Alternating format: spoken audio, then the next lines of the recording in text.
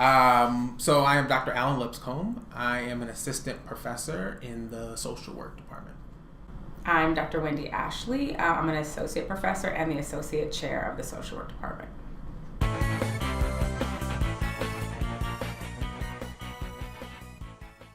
I like to say that I fell into social work versus actively looking for social work. I started as a psych major primarily because I was interested in why people do the crazy things that they do. And for me, going into social work was the direction of one of my colleagues who said, this is the best way to go. You're going to learn a lot. And it wasn't until I got there that I realized how much more I could do. And specifically the part about social justice, which we'll talk about, I guess, later. But that for me was when I was researching master's programs in psychology. And let me just say this. I loved the idea of psychology. I did not love the study of psychology. That's everything. I got super overwhelmed in college. The classes had like 8,000 people in them. We didn't focus on anything specifically. I felt very overwhelmed and I kept missing what I wanted to learn. In social work, I was like, oh, that part. This is what we're doing. And so that really fit for me. Nice. Yes, similar. I was, a psych. I double majored in psychology and Black studies in undergrad. And I felt like in psych there was something missing. And what was missing was a reflection of me in the people that I wanted to serve. Yes. And what was also missing, it was because I went to an R1 undergraduate institute, and so a lot of the research studies was about folk who didn't look like me and didn't have interests that I had. And so I quickly ixnayed myself out of like getting my doctorate in psych, PhD, because I'm like, if this is the research that you're doing and it's not reflective of who I am or the folks that look like me, then I don't know if I can continue on this path of that, because that's what they were selling at that institution. And so one of my EOP counselors said, what are you thinking about after graduate school? And I was like, well, I don't know. I know I want to help people. I know I want to continue to work with people. I was thinking about, continuing with psychology. He's like, well, have you thought about social work and getting your master's in social work? And I was like, there's a degree in social work. What are we doing about? He's like, yeah. You should research it. You should, he says, look in the newspaper. This is when we were looking in newspapers back in the day for jobs. He said, look for future jobs that you would like to have and see what degree. And go to the library, right? And see what positions you would like in the future. And whatever degree comes up the most, he said, that's the degree I think you should go for. And by and large, clinical, behavior, etc., always was MSW. It was MSW and maybe MFT, MSW and maybe PsyD or whatever, but it was always MSW. And I was like, I need to give more attention and focus to this MSW piece. And so... See, I wish that I had a story that was that nice and neat. Like, I wish I could have said, I did no research. I just applied. But it is worth saying, though, that we both are, I call us unicorns in this field, because we have undergrad degrees in psych, we have master's degrees in social work, and we have doctorate degrees in psych as well. But we still call ourselves social workers. So I think that is an important part of our identities professionally. Yeah, I like to tell folks that I am a psychologist by highest education degree, but I'm a social worker by profession and training. And so that blend the two pieces together. That's the unicorn. Yeah, one is a discipline, the other one is a profession. So my professional identity is strongly rooted and connected to being a social worker. Yeah.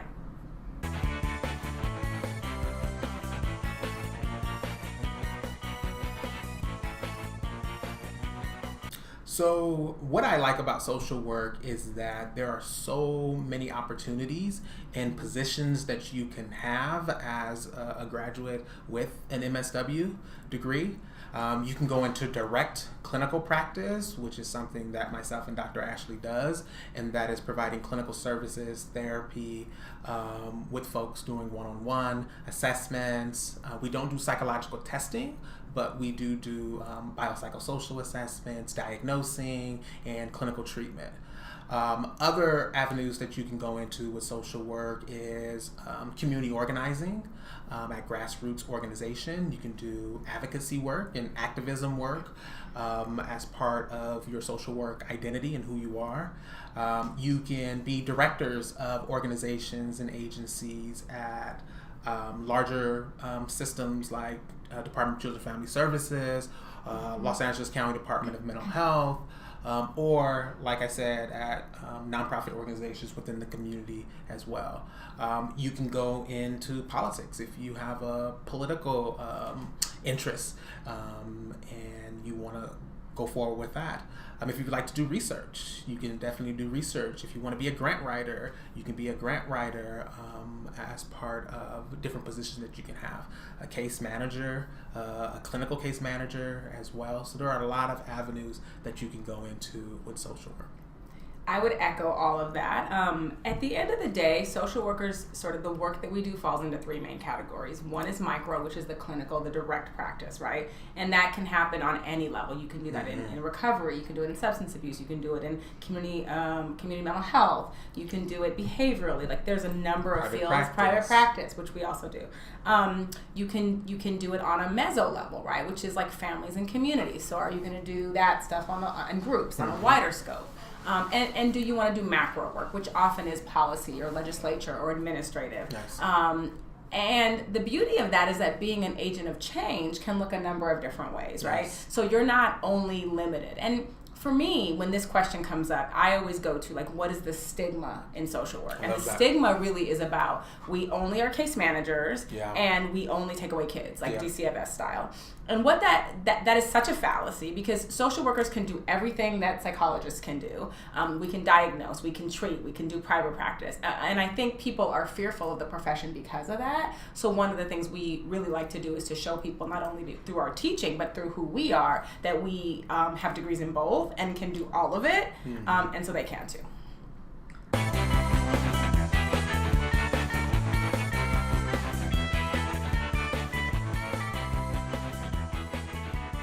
One of the things that social workers do that I think that other professions don't do the same way, or other disciplines don't do the same way, is use an intersectionality lens for viewing everything. So we spend a lot of time looking at people's identity factors, right? How do they see themselves individually and collectively, right? Because how one person identifies is not going to be how the rest of their family identifies. And we look at that lens and how they carry privilege and power, or how they don't carry privilege and power, and how that shows up within their presenting problems. And so for us, the lens is multifaceted, right? We look at people contextually with nuance, which adds a lot of depth to the work.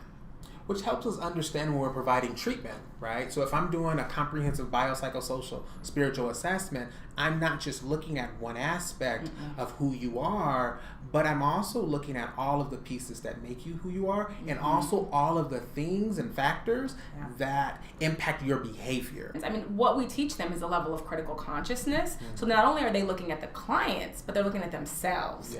So a lot of emphasis is on how you show up as a social worker and professional use of self, and your, like Dr. Ashley was saying, your awareness of who you are. So we try to teach our students to be both reflective and reflexive and understanding who they are and what they represent, because you also impact the exchange with the folks that you work with. Right. I would have said that, but I didn't. I got you. And done.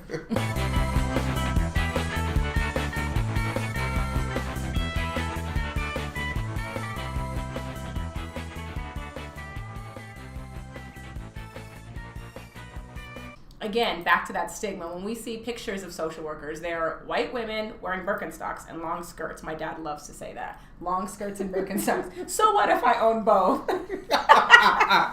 You a true social worker. I'm a real social worker. What are you doing? But you don't see people of color wearing cute clothes.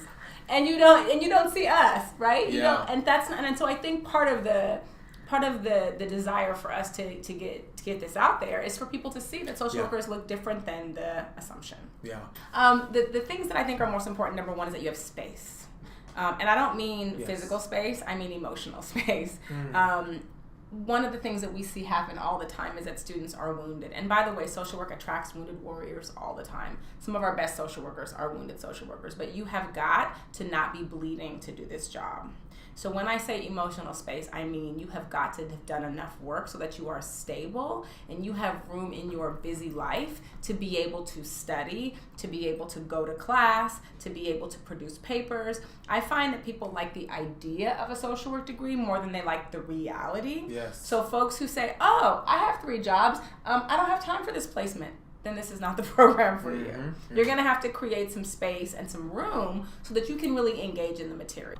One of the things that comes up for me is that you have to be open to learning about experiences that are different than your own. Oh, yes.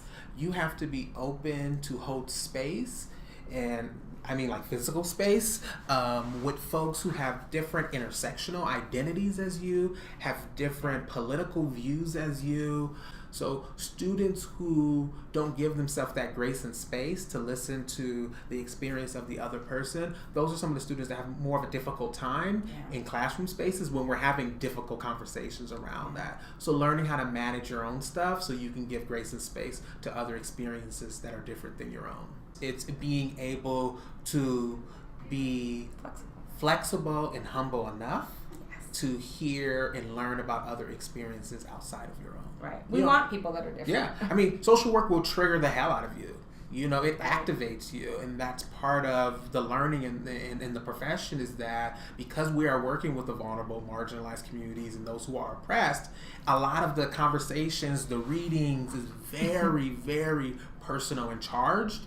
And so very much so provocative. We do a lot of reflection work and a lot of writing. There's a lot of writing in this program, and there's a lot of writing in this profession. So students will often ask me, what should I do to prepare? Like, are there prerequisites? So there are no degree prerequisites. So know that if you have, like, for many of you, you're studying your psych and you're getting your bachelor's in psych. Some of you are taking this class, you may not be a psych major. Know that there is no one major that is required for this profession, right? But what we do require is that you have strong writing skills, because you will be doing a lot of writing. And if you are one of those folks who writing is not your strong point, but you're connected to resources on campus, then we still want to work with you too. But we want to make sure that you have the support and you have access to the support to improve your writing skills as well.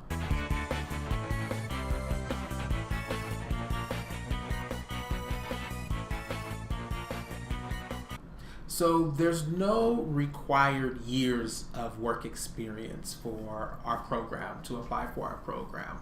However, we do look at students' applications, and if they have some work experience, volunteer experience, working with other people, interacting with other people. Yeah, what is important about this is that you have to make the connection between why it's relevant for social work and why and where it's not. Because if you write on your application that you worked at Target, nobody cares. But I worked at Target, and I know that that is crazy making, and it is social work if there ever was social work. So you have to really be able to indicate in your description how those skills are transferable. And that would mean looking up social work so that you can use language that's social work related to talk about why it's relevant.